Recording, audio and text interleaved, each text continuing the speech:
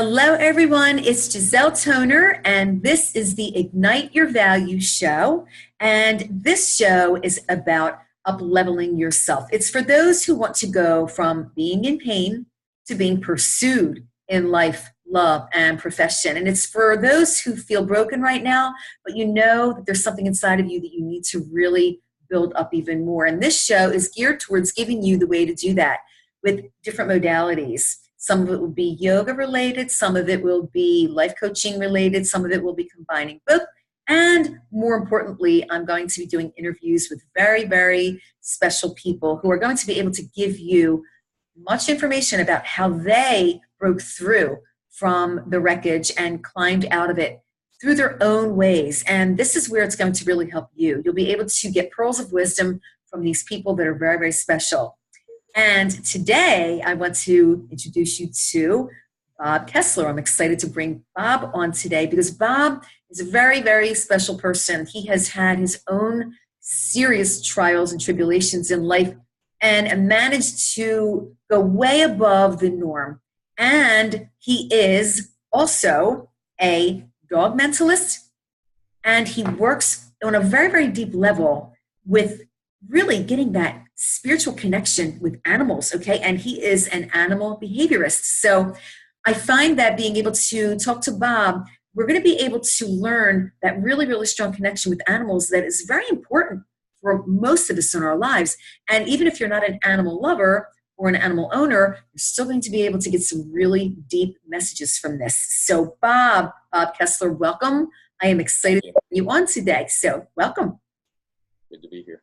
Good. Well, listen, I just want to go right into this, and I want to ask you, number one, I want to hear a little bit about your background. So tell us a little bit about yourself. Sure. Well, I call myself the original latchkey kid, and prior to being a latchkey kid, when I was about 4 or 5 years old, I began rescuing little puppies. I lived in a big city where there were a lot of stray dogs, so I would sort of rob the cradle of a litter, bring it home, a young little puppy. My mom, of course, would say, "Get the dirty dog out of here." And it wasn't until I was 8 when my dad passed away and my mom couldn't refuse me a dog anymore that I got my first dog. And that was purely my responsibility, the dog. And dog lived quite a long time. It sort of transitioned. What happened was in school, I guess I had the complications of a brother who had ADD. It wasn't diagnosed at the time. He was just a troubled kid, angry, what have you. And a mom who worked. So I was on my own and probably not living the best life. I'll spare you the dirty details. But let's leave it that I was not able to get into college right away. I was able to go to night school. What I chose to do instead of going in the military, it was the time of Vietnam, I went to Europe for a month on my own. So when I got back, I realized that I could not do anything with only a high school diploma. So I started school, but I was a year behind, really, when I went full-time college, University of Baltimore. So I got drafted in 1966 and went to Vietnam in 67 and 68. And I guess the only really good thing to come out of Vietnam was that I got into Oriental philosophy and religion, and I sort of adopted a form of Buddhism, meditation, and that had sort of crossed over into yoga and some Tai Chi, which I've done. But in any event, when I got back from Vietnam and started full-time college, I took it very seriously and utilized sort of the experience, the life experience that I had, and did quite well in college after that point, after my initial year. And became a social worker for a period of time, got some graduate credits, and I thought I wanted to be a social worker, help people. That was always my aim. And then I decided, well, I could do that as an attorney. And I applied to law school, and luckily I got in, went to I was living in New York at that time, but then I moved back to Baltimore to go to the University of Baltimore Law School. Now, I was married with 2 children. I was 28 years old when I entered law school. So I was a little older than the other students, but life continued on. And I did well enough in law school to graduate, become an attorney with my, had my family's support, of course, and did trial law, criminal, personal injury trial law. I was a public defender for a period of time, 11 years, continued a private practice. And then nearing the end of my career, I began to become an animal activist. I've always had the dogs. I've always trained the dogs.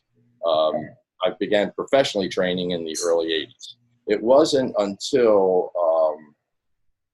about 2004 that I discovered and crossed over in my training philosophy to purely positive. I say purely positive, there's no such thing as purely positive, but emphasizing reward-based training, leadership, and enrichment for the animals. So as I continued in my animal activism, I became a member of the board of directors of the Baltimore Humane Society.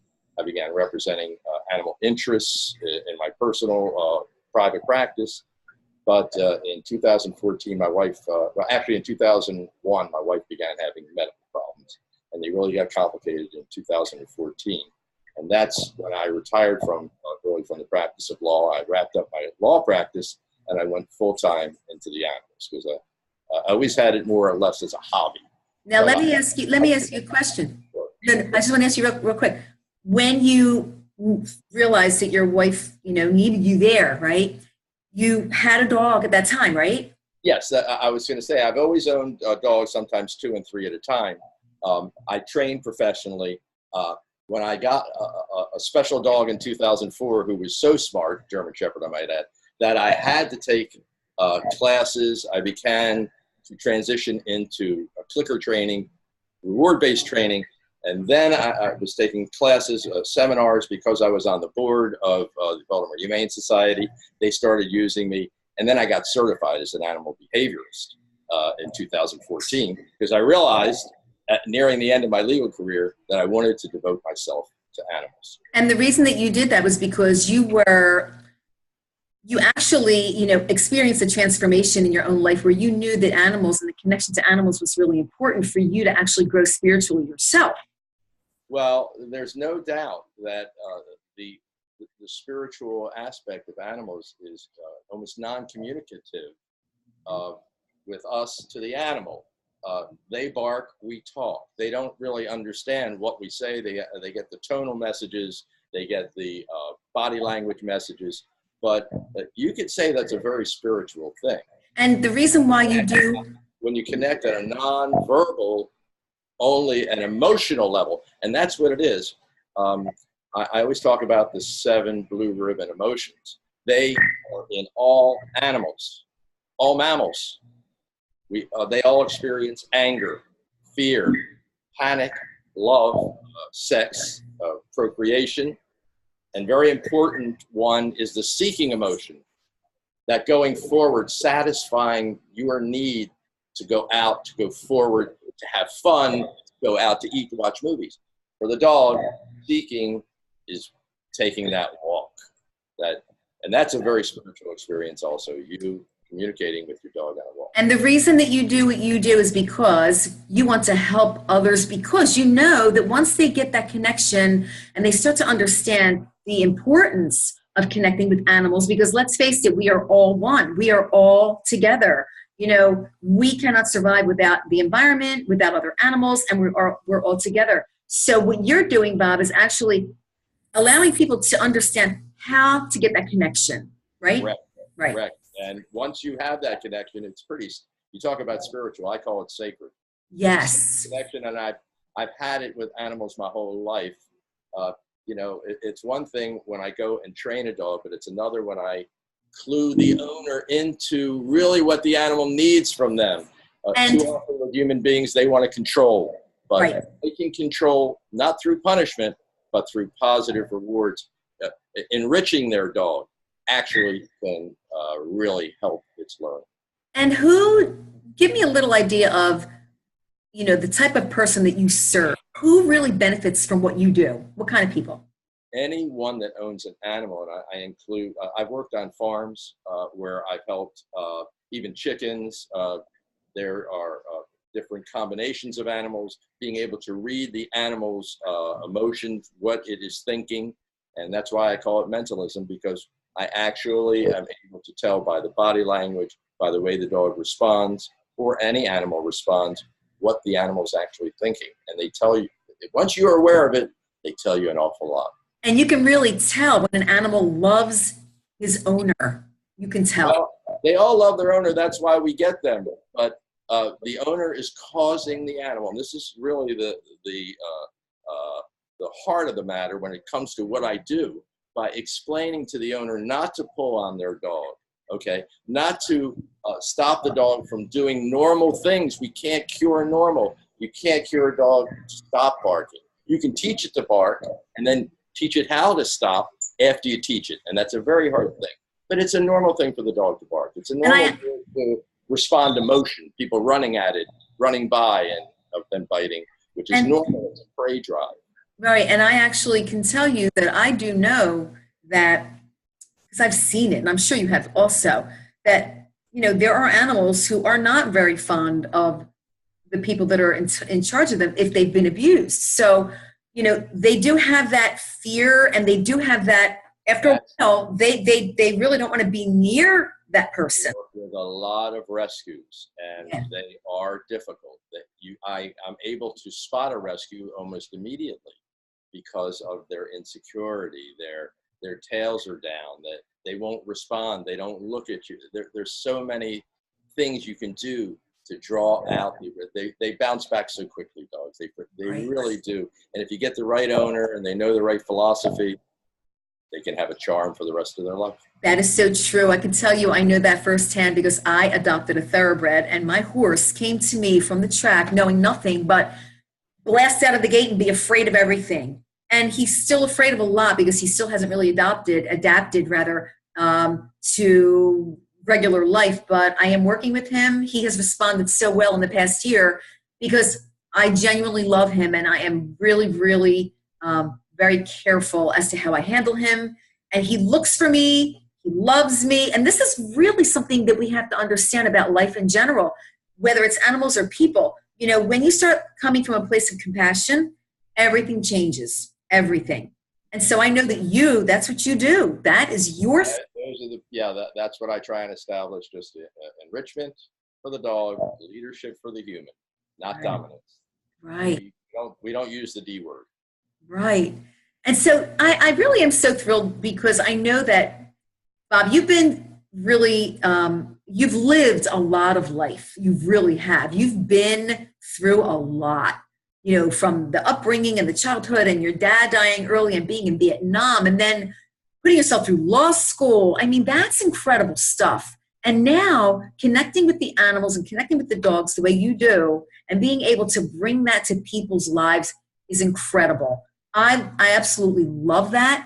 I've got to give you so much credit, a lot of credit. And I wish more people had your mindset and your heart. So that's so beautiful. It really, really is. I love it. Yeah. And I want to tell you one other thing too. I know that there are many, many people that, even though they're not animal lovers maybe, or animal people, after listening to this, they're going to have a little bit of a different insight, okay? Because I know that sometimes when you're around an animal, sometimes it's difficult. You don't know how to read them. You don't know whether they're going to like you. Some people are really afraid of dogs and being bitten. And that's something that you do have to, you know, of course, you don't want to go over to a dog and just grab them. However, if you're coming from a place of awareness and empathy, you're going to have a much better chance of being able to connect, being able to really connect with that animal or that person, that dog, whether it's a horse or a dog, or you even said chickens. And I know that chickens are smart. They really are. I've worked with them. So there's something called a chicken camp, where you can go to a camp and train chickens all day. I haven't done that yet, but it's supposed to be great for trainers. What you said is so true. I just wanted to seize on one thing. It might help some of the dog owners and some of the non-animal people. But the chief sense that a dog uses is a sense of smell. So when someone has been bitten, or someone is afraid or doesn't like dogs, without them really knowing it, they're exhibiting a number of characteristics that the dog recognizes that they're fearful or that they don't want them around. And the chief sense is their sense of smell. When you're fearful, that you produce certain pheromones, hormones that show your fear. Nephrephrine. It's what comes at the fear hormone. Okay, so the dog senses that. Plus, it sees your body language and your micro expressions. So, without I guess what I'm suggesting is someone that doesn't like a dog and wants to pet a dog really has to realize, well, that dog is really aware of the fact that they're frightened and they don't know what to make of it. They also hear your heart speeding up and your breathing change. Right. So that makes them a little bit more apprehensive of getting near you. So that explains it. I'm giving you a little dog mentalism now. That's actually wonderful. As a matter of fact, that's something that can be taken at a wonderful value for people. So I was going to ask you to give something that can help, and that's exactly what it is.